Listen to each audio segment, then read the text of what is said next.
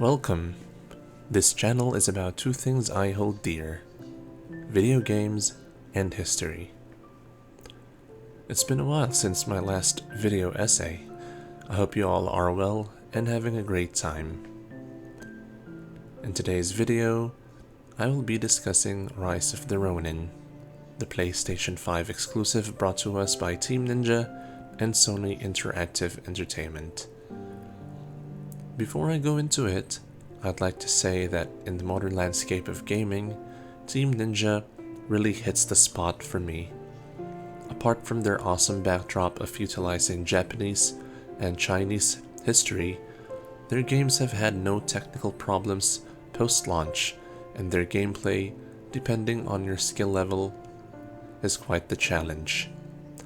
I can't count the hours I've spent figuring out how to defeat Nue, Nezuki, Lubu, and Otakemaru, among many others.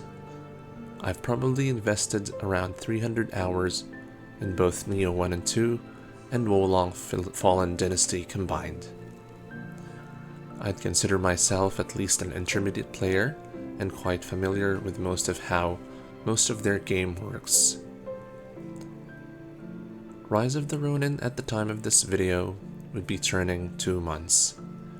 I have completed the game at Twilight difficulty, earned the Platinum Trophy along the way, and have clocked in around 140 hours.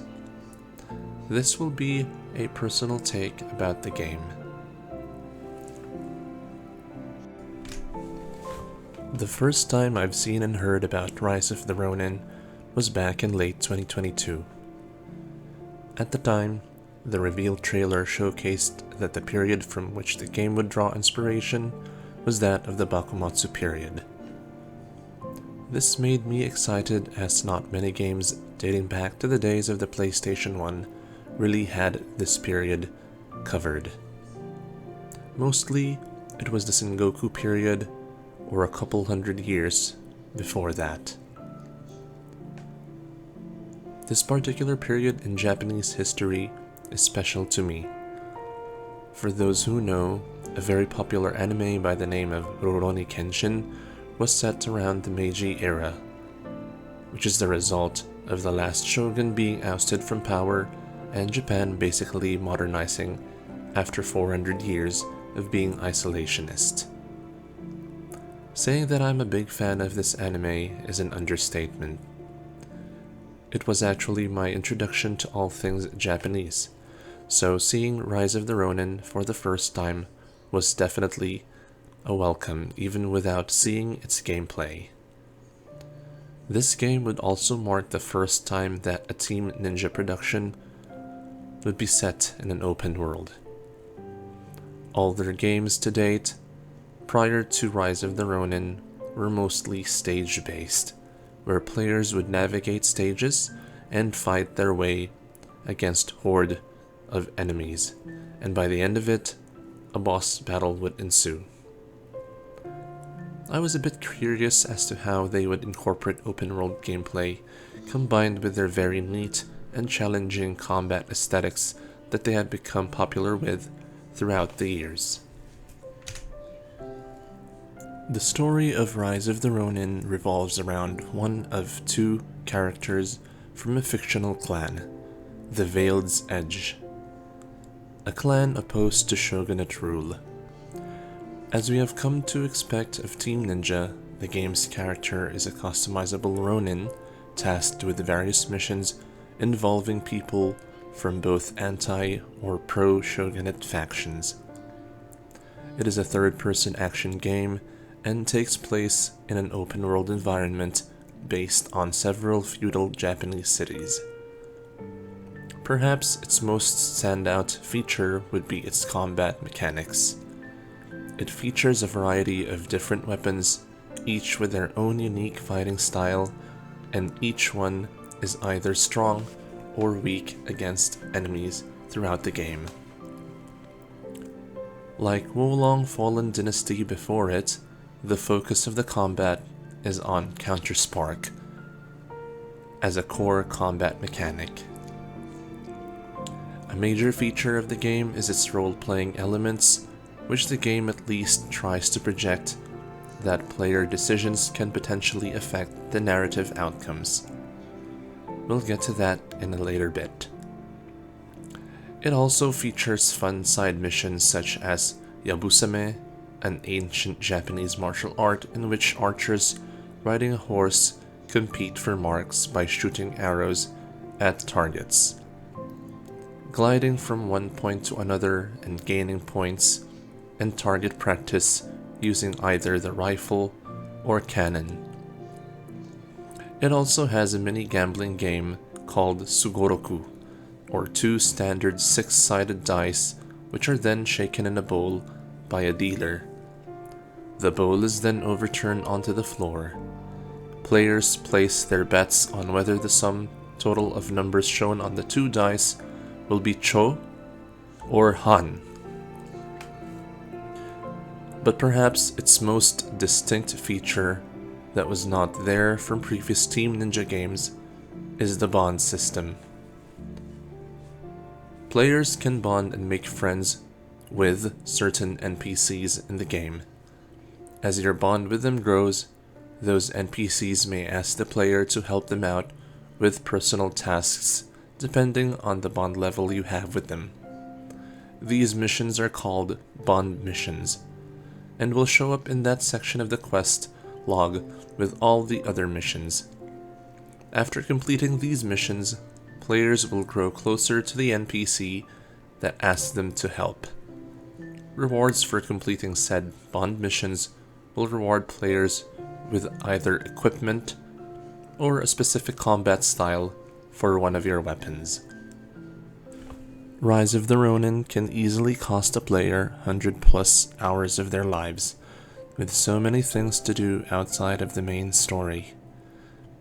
You can also play and enjoy it without having played any of Team Ninja's previous games, but if you are a veteran of their games, there's a good chance you'll really fall in love with this game.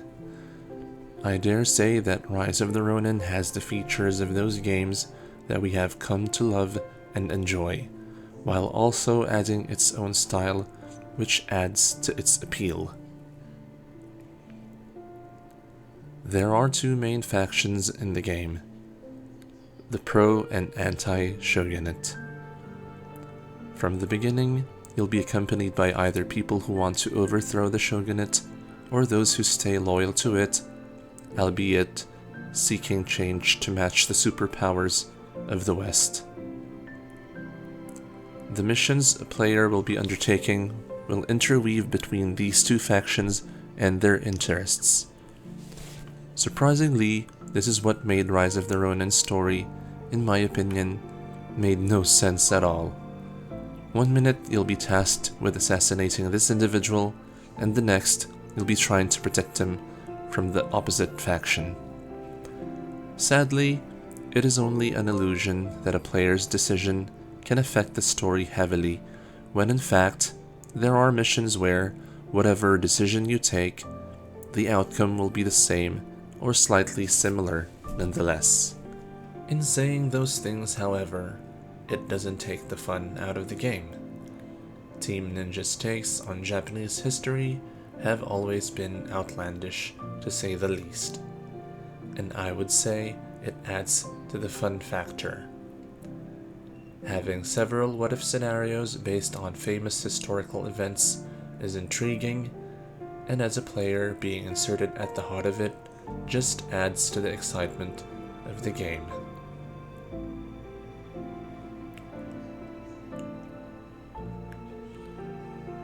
There are not many games that I find interesting after I get the Platinum Trophy.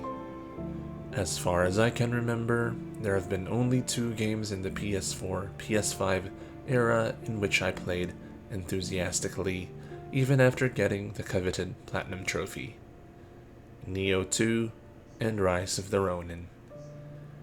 I wanted to test my skills with the Dream of the Nioh, which is the highest difficulty, and with Rise of the Ronin, to be honest, even after playing the highest difficulty, Twilight really wasn't much of a challenge except for some enemies here and there. My guess is that the studio wanted to be more appealing to the general public and offer several difficulties to suit a player's skill set, which is surprisingly a first for Team Ninja. During my first playthrough, I felt like I was playing a somewhat copy of Ghost of Tsushima, but just a tad bit more difficult than that. It was probably down to me being a veteran of Nioh and Wolong. The frustration of not beating a boss even after several attempts wasn't there.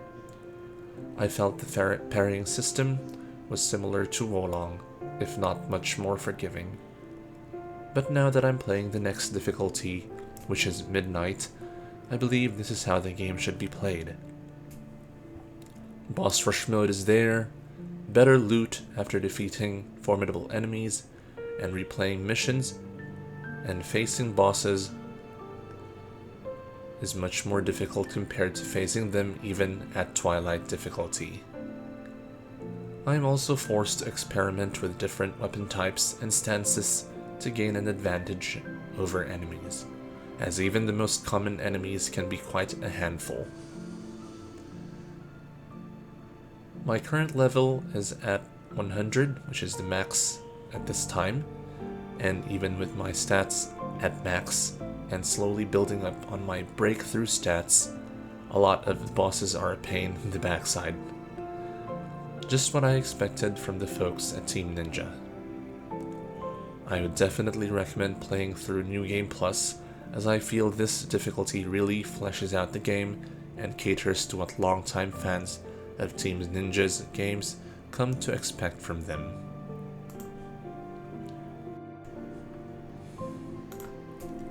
The last point I'd like to touch on is, of course, Rise of the Ronin's inevitable comparison to the greatest samurai game to date, in my opinion, Ghost of Tsushima. I think what separates Rise of the Ronin from Ghost of Tsushima is its weapon and equipment system, forging bonds with the characters from different factions, and obviously its setting, which, thanks to that, Rise of the Ronin benefits by incorporating samurai elements and the use of more modern technology like cameras, guns, and of course, a glider for traveling. I admit though that its graphics are nowhere near Ghost of Tsushima, but are not as terrible as having PS3 graphics, as some reviewers have said. In my opinion, Rise of the Ronin needs to be the way it is graphically given the backdrop of the game. Ghost of Tsushima's advantage was that it was practically empty, with just forests, rivers, and a very small village with little to no population in it. That's the reason the developers were able to polish the game and maximize the graphics aspect of it. I think it would be unrealistic to have the graphics of Ghost of Tsushima for Rise of the Ronin. Personally though, I'm glad that I get to experience both games and refrain from comparing two different things. Instead, just appreciating their differences, as both are very great games, in their own right. I want to close this by saying that as a fan of the period, the massive characters, be they pro or anti-shogunate, really made this game immersive and made me look forward to what's next and how the game would end, regardless of how the story made no practical sense. After all, this is not a historically accurate documentary, but an over-the-top game.